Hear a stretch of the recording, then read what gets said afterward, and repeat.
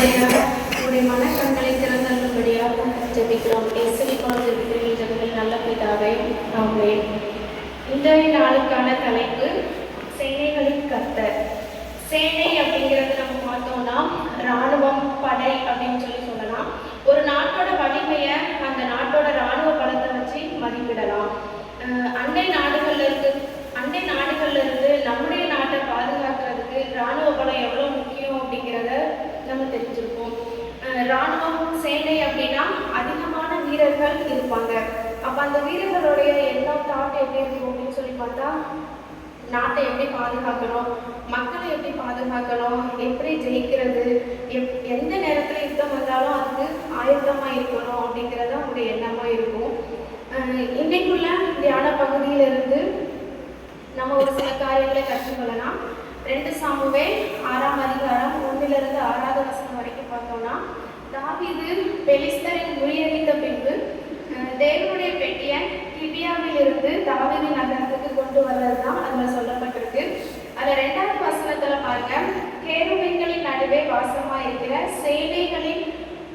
சேனைகளுடைய கர்த்தரின் நாமம் தொழுது கொள்ளப்படுகிற தேவனுடைய பெட்டி அப்படின்னு எழுதியிருக்கிறது. கேருபீன்களின் நடுவே வாசமாக இருக்கிற சேனைகளுடைய கர்த்தரின் நாமம் தொழுது கொள்ளப்படுகிற தேவனுடைய பெட்டி. அப்போ சேனைகளின் கர்த்தர் அப்படின்னு சொல்லி பார்த்தோம்னா, சேனை அப்படிங்கும் போது அதுல நிறைய பேர் இருக்காங்க. அதாவது பவர்ஃபுல்லான ஏஞ்சல்ஸ் அந்த சேனையில இருக்கிறாங்க அப்படிங்கிறத நம்ம தெரிஞ்சு கொள்ளலாம். 2 ராஜாக்கள் 19வது அதிகாரம் 31வது வசனம். 2 ராஜாக்கள் 19வது அதிகாரம் 31வது வசனத்துல சொல்லப்பட்டிருக்கு, சேனைகளுடைய கர்த்தரின் வைராக்கியம் இதை செய்யும். சேனைகளுடைய கர்த்தரின் வைராக்கியம் இதை செய்யும் அப்படின்னு சொல்லப்பட்டிருக்கு. அப்போ கர்த்தர் எதை நினைக்கிறாங்களோ அதை அவருடைய சேனைகளை வச்சு நிறைவேற்றுறாங்க அப்படிங்கிறத பார்க்கலாம். அதே இது 2 ராஜாக்கள் 19வது அதிகாரத்துல 35வது வசனத்துல பார்த்தோம் அப்படின்னா, ஒரு தூதன் 1,85,000 பேரை சங்கரித்தான். அப்போ ஒரு தூதன் இவ்வளவு பேரை சங்கரிக்கிறான் அப்படின்னா, அப்போ சேனையா தூதர்கள் இறங்கி வந்தாங்க அப்படின்னா எவ்வளவு பெரிய காரியங்கள் நடக்கும் அப்படிங்கிறத பார்க்கலாம். யாத்ராகமம் 12வது அதிகாரம் 41வது வசனத்துல, யாத்ராகமம் 12வது அதிகாரம் 41வது வசனத்துல பார்த்தோம்னா, கர்த்தருடைய சேனைகள் எல்லாம் எகிப்து தேசத்திலிருந்து புறப்பட்டது. கர்த்தருடைய சேனைகள் எகிப்து தேசத்திலிருந்து புறப்பட்டது. எதுக்காக?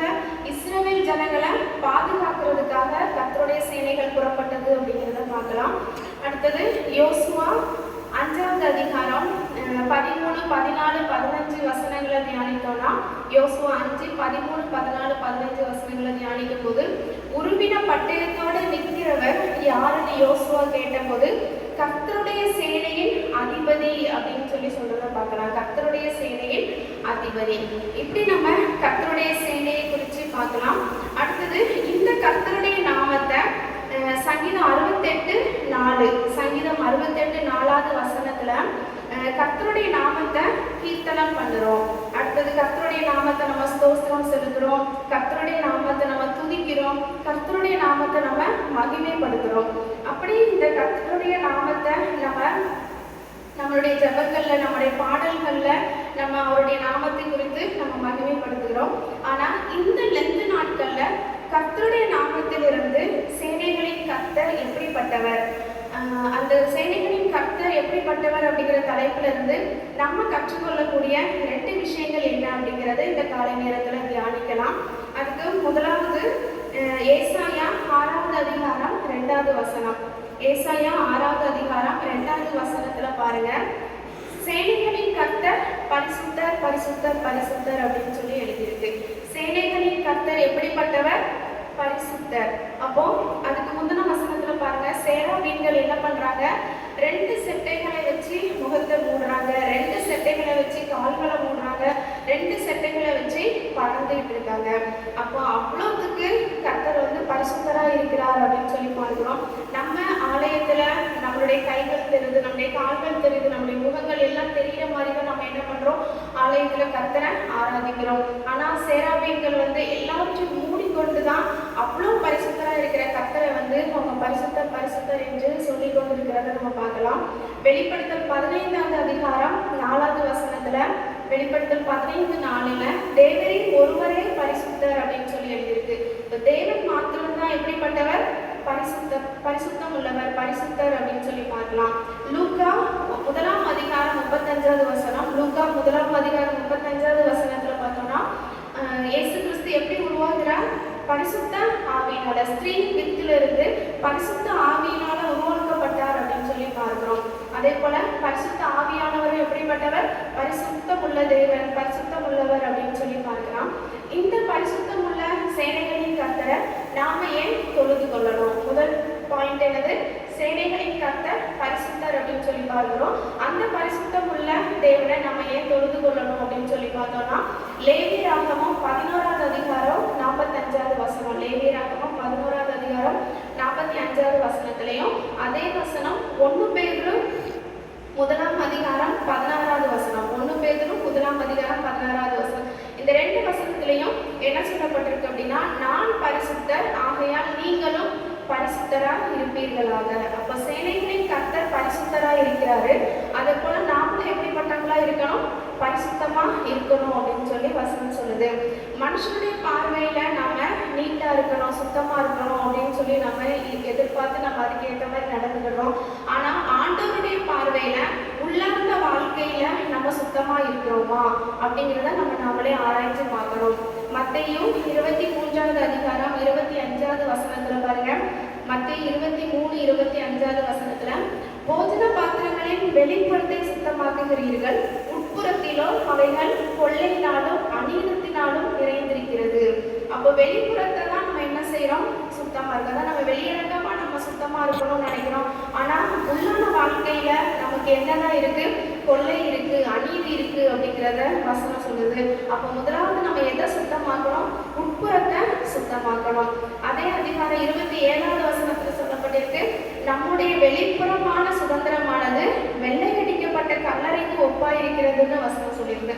அப்ப வெள்ளையடிக்கப்பட்ட கல்லறை பார்த்தோம் அப்படின்னா வெளியே எப்படி இருக்கு? சுத்தமா நீட்டா இருக்கு. ஆனா உள்ள இருக்கிறது எப்படி இருக்கும் அப்படிங்கிறத நம்ம தெரிஞ்சிருப்போம். அதே இது கலாத்தியர் 5ஆம் அதிகாரம் 19வது வசனத்திலிருந்து 21வது வசனம் வரைக்கும் ஒரு 17 காரியங்கள் சொல்லப்பட்டிருக்கு. கலாத்தியர் 5ஆம் அதிகாரம் 19வது வசனத்திலிருந்து 21வது வசனம் வரைக்கும் ஒரு 17 காரியங்கள் சொல்லப்பட்டிருக்கு. அதுல பகை, விரோதம், வைராக்கியம், கோபம், சண்டை, பிரிவினை, பொறாமை, களியாட்டு இப்படிப்பட்டதெல்லாம் இருக்கு. அதுல ஏதாவது ஒன்று நம்ம கிட்ட இருக்கும் அப்படின்னாலும் கர்த்தர் எதிர்பார்க்கிற பரிசுத்தம் நம்மிடத்துல இருக்காது. அப்போ பரிசுத்தமா நம்ம வாழணும், பரிசுத்தமா நம்ம இருக்கணும் அப்படின்னு சொல்லி நம்ம விரும்பணும். அப்போ விரும்பணும் அப்படின்னா நம்ம என்ன பண்ணணும்? வேதத்தை வாசிக்கணும். நம்ம எப்பெல்லாம் கண்ணாடியை பார்க்குறோமோ அப்பெல்லாம் நம்ம சரி பார்த்து கொள்றோம். அதே போல வேதம் என்கிற கண்ணாடியை நம்ம வாசிக்கும் போது பரிசுத்த ஆவியானவர் நம்மளை சரிப்படுத்துகிறவராக இருக்கிறாரு. ஸோ ஃபர்ஸ்ட் நம்ம பார்த்தது சேனைகளின் கர்த்தர் பரிசுத்தர். அப்போ ஏன் நம்ம தொழுது கொள்ளணும் அப்படின்னு சொல்லி பார்த்தோம்னா, அந்த சேனைகளின் கர்த்தர் பரிசுத்தர். ஆகவே நம்ம பரிசுத்தமான வாழ்க்கையை வாழ்றதுக்காக நம்ம அவரை தொழுது கொள்றோம். ரெண்டாவது சங்கீதம் 46வது அதிகாரம் 7வது வசனமும் 11வது வசனமும். சங்கீதம் 46வது அதிகாரம் 7வது வசனமும் 11வது வசனத்திலே சொல்லப்பட்டிருக்கு, சேனைகளின் கர்த்தர் நம்மோடு இருக்கிறார்.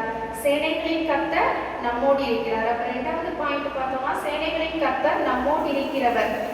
மத்தேயு 1வது அதிகாரம் 23வது வசனம், மத்தேயு 1ஆம் அதிகாரம் 23வது வசனத்திலையும் மத்தேயு 28வது அதிகாரம் 20வது வசனத்துல முதல்ல சொல்லப்பட்டிருக்கு இம்மானுவேல் என்பதற்கு தேவன் நம்மோடு இருக்கிறார் என்று அர்த்தம். அதே இது கடைசி வசனத்துல பார்த்தீங்கன்னா, இதோ உலகத்தின் முடிவு பரியந்தம் சகல நாட்களிலும் நான் உங்களுடனே கூட இருக்கிறேன் அப்படின்னு சொல்லி இயேசு கிறிஸ்து நமக்கு கூட இருக்கிறேன் அப்படின்னு சொல்லியிருக்காங்க. யோவான் 14வது அதிகாரம் 16வது வசனத்துல பாருங்க. யோவான் 14:16ல, நான் பிதாவை வேண்டிக் கொள்வேன், அப்பொழுது என்றென்றைக்கு உங்களுடனே கூட இருக்கும்படிக்கு சத்திய ஆவியாகிய வேறொரு தேற்றரவாளனை அவர் உங்களுக்கு தந்துடுவார். அப்போ பார்த்தோம்னா பிதா நம்மளோட இருக்கிறாங்க, இயேசு கிறிஸ்து நம்மளோட இருக்கிறாங்க, பரிசுத்த ஆவியாகிய தேற்றரவாளனும் நம்மோடு இருக்காங்க அப்படின்னு சொல்லி பார்க்கலாம். ஆதியாகமம் 39வது அதிகாரம் 2வது வசனத்துல, கர்த்தர் யோசேப்போட இருந்தார். யோசேப்பு எப்படிப்பட்டவனா இருந்தான்? காரிய சுத்தி உள்ளவனா இருந்தான். அவன் செய்கிறது எல்லாம் வாய்க்க பண்ணினார் அப்படின்னு சொல்லி பார்க்கலாம். யாத்ராகமம் 34வது அதிகாரம் 10வது வசனத்துல, மோசேயோட தேவன் சொல்லுகிறார், உன்னோட கூட இருந்து நான் செய்யும் காரியம் பயங்கரமா இருக்கும். மோசேயோட கூட இருந்தான்னு சொல்லி பார்க்கலாம். அடுத்தது தானியேலோட கூட இருந்தான்னு சொல்லி பார்க்கலாம். 2 சாமுவேல் 5ஆம் அதிகாரம் 10வது வசனத்துல தாவீதோடு கூட இருந்தார் அப்படின்னு சொல்லி பார்க்கலாம். சேனைகளின் தேவனாகிய கர்த்தர் தாவீதோடு கூட இருந்தார், தாவீது நாளுக்கு நாளா விருத்தி அடைந்தார் அப்படின்னு சொல்லி சொல்லப்பட்டிருக்கு. அப்போ கர்த்தர் நம்மளோட இருந்தார் அப்படின்னா நம்ம செய்யற காரியங்கள் எல்லாம் எப்படிப்பட்டதா இருக்கிறது? பயங்கரமானதா இருக்கிறது, மற்றவர்கள் பார்க்கக்கூடியதா இருக்கிறது. இரண்டாவது தலைப்பு, சேனைகளின் கர்த்தர் நம்மோடு இருக்கிறார். அப்போ அந்த சேனைகளின் கர்த்தர் நம்மோடு இருக்கிறார் என்பதை மற்றவர்கள் அறிந்து கொள்றதுக்காக நம்ம என்ன செய்யணும்? அந்த கர்த்தரை தொழுது கொள்ளணும். நான் கூட ஸ்கூல்ல இப்போ மெட்ரிகுலேஷன் ஸ்கூல்ல ஒர்க் பண்றேன். அதுக்கு முன்னாடி நான் இங்க கேர்ள்ஸ் ஸ்கூல்ல ஒரு 3 இயர்ஸா டியூட்டரா தான் ஒர்க் பண்ணிட்டு இருந்தேன். இப்போதான் எனக்கு கிளாஸ் டீச்சர் அப்படிங்கிற ஒரு பொறுப்பு இருந்ததுனால நான் என்னோட கிளாஸ்ல வந்து ஒரு முஸ்லீம் பையன் இருந்தான். அதாவது அவங்க முன்னாடி எப்படி இருந்தாங்க அப்படிங்கிறதுலாம் எனக்கு எதுவுமே தெரியாது. ஃபர்ஸ்ட் கிளாஸா நான் டீல் பண்ணும்போது அங்கே என்ன சொல்றாங்களோ அதுபடி தான் நான் அப்படியே ஃபாலோ பண்ணிக்கிட்டே இருந்தேன். அப்போ அதில் ஒரு முஸ்லீம் பையன் வந்து நல்லா படிக்கிற பையனா இருப்பானா, எனக்கு அது தெரியாது. ஆனால் கிளாஸ்ல நல்லா கவனிப்பான் அப்படிங்கிறது மட்டும் தெரியும். இப்போ ஃபர்ஸ்ட் மிட் டேர்மோட ரிசல்ட் பார்த்தோம் அப்படின்னா அவன் ரொம்ப மார்க் கம்மியாக இருந்தான். அப்போ ஓப்பன் டே வைப்பாங்க, ரேங்க் கார்டில் சைன் வைக்கிறதுக்காக பேரண்ட்ஸை வர சொல்லுவாங்க. அப்போ முன்ன பின்ன நான் பார்த்ததே கிடையாது. அவங்க திடீர்னு என்னைய கூப்பிட்டு நீங்கள் தான் கிளாஸ் டீச்சரா அப்படின்னு சொல்லிட்டு என்ன ஏதுன்னே கேட்காம அவங்க வந்து பயங்கரமாக என்னை குறித்து ரொம்ப பேச ஆரம்பிச்சிட்டாங்க. நீங்களாம் கிளாஸ் டீச்சராக இருக்க தகுதியே இல்லை, என் பையன் அப்படி இருப்பான் இப்படி இருப்பான், நீங்கள் கவனிக்கவே மாட்டேங்கிறீங்க, அவன் சாப்பிடவே மாட்டேங்கிறான், அவனுக்கு ஏற்கனவே அலசிக்கணும், என்னெல்லாமோ சொல்கிறாங்க. எனக்கு ஒன்றுமே புரியல. அந்த இடத்துல எனக்கு பேசுறதுக்கு வாயே வரல. நான் அப்படியே அமைதியாக இருக்கேன். அவங்க ஏதாவது சொல்லுங்க, என் பையனை பற்றி ஏதாவது சொல்லுங்க அப்படிங்கிறாங்க. எனக்கு பேசவே முடியல. அப்புறம் கரஸ்பாண்டன்ட் மேம்கிட்டே சொல்லிட்டு நான் வெளியே போயிட்டேன். அப்புறம் ஒரு 3 நாளாக எனக்கு ரொம்ப மனது வேதனையாக இருந்தது. அதுக்கிட்டே இருந்தேன், இப்படி ஏன் நடந்துச்சுன்னு தெரியலையே, இப்படி பேசிட்டாங்க அப்படின்னு சொல்லிட்டு. அப்புறம் நான் அதை அப்படியே விட்டுட்டேன். அப்புறம் ஒரு 2 மாதம் கழிச்சு ஒரு 1 வீக் அவன் வந்து லீவ் போட்டிருந்தான். என்ன ஏதுன்னு எனக்கு தெரியல. அப்புறம் பக்கத்தில் உள்ள பையனை தான் விசாரிச்சுட்டு இருந்தேன், அவனுக்கு அல்சர் அதனால ட்ரீட்மெண்ட் எடுத்துட்டு இருக்கான் அப்படின்னு சொல்லிட்டு.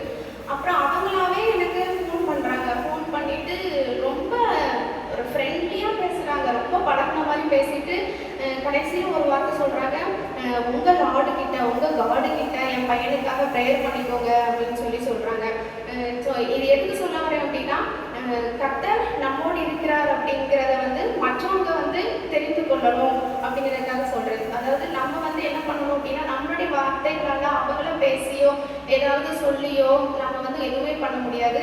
நீங்கள் சும்மா இருங்க, கர்த்தர் உங்களுக்காக யுத்தம் பண்ணுவார் அப்படின்னு சொல்லியிருக்கு. அப்போ நம்ம வந்து நிறைய இடங்கள்ல நம்ம சும்மா இருந்தால் தான் கர்த்தர் என்ன செய்ய முடியும்? யுத்தம் பண்ண முடியும். அவர் சேனைகளின் கர்த்தர், அவர் சேனையை அதிகமாக வச்சுருக்காரு, ஏஞ்சல்ஸ் நிறைய வச்சுருக்காங்க.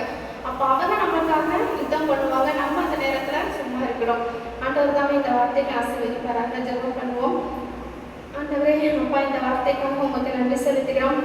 3 வருஷமாய் அத்திமரம் கனி கொடாத நிலையில தோட்டக்காரன் அதை சுற்றிலும் கொத்தி எரு போட்டு இனி கனி கொடுக்கும் என்று அந்த அத்திமரத்துக்கு ஒரு வாய்ப்பை கொடுத்தது போல ஆண்டவர் நமக்கு இந்த வருடமும் 2 நாட்களில நம்முடைய இருதயத்தை முற்றிலும் கொத்தி எரு போட்டு கனி கொடுப்போம் என்று இயேசு கிறிஸ்து ஒரு வாய்ப்பை கொடுத்திருக்கிறார். கிருபையுள்ள கர்த்தாவே, இன்றைக்கு தியானித்த இந்த வசனத்துக்கு எங்களுடைய செவிகளை சாய்க்கிறோம். எங்களுடைய இருதயத்தை கிழித்து உம்மிடத்துல மனம் திரும்பி உமக்கு ஏற்ற கனிகளை கொடுப்பதற்கு எங்களுக்கு உதவி செய்யுங்க. இயேசுவின் மூலம் ஜெபிக்கிறவர்களை நல்ல பிதாவே, ஆமென். இன்றைய நாளுக்கான கேள்வி, முதல் கேள்வி, சேனைகளின் கர்த்தர் எப்படிப்பட்டவர்? சேனைகளின் கர்த்தர் எப்படிப்பட்டவர்? இரண்டாவது கேள்வி, சேனைகளின் கர்த்தரை நாம் ஏன் தொழுது கொள்ள வேண்டும்? சேனைகளின் கர்த்தரை நாம் ஏன்